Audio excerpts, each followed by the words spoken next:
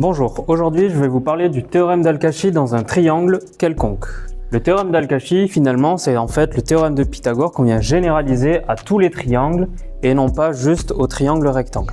Alors, dans mon triangle ABC, la première chose que je vais faire, c'est déjà noter les éléments qui vont me permettre de noter plus facilement les égalités dans le théorème d'Al-Kashi. Donc, premièrement, je vais nommer les trois angles, donc l'angle A, l'angle B et l'angle C. Et ensuite, je vais nommer la longueur en fonction du sommet qui est en face. Donc ici, j'ai le sommet A, donc ça veut dire que la longueur BC, je vais la noter petit a.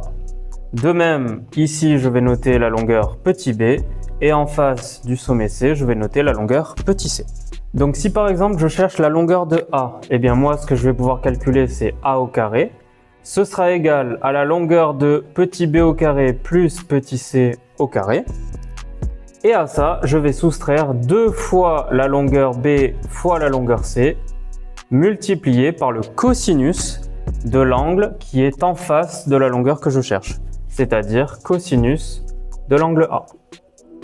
Je répète ensuite le procédé, donc si je cherche la longueur de B au carré, eh bien j'additionne le carré de A avec le carré de C, et je soustrais de la même façon 2 fois la longueur de A fois la longueur de C, multiplié par le cosinus de l'angle qui est en face ici, c'est-à-dire l'angle B.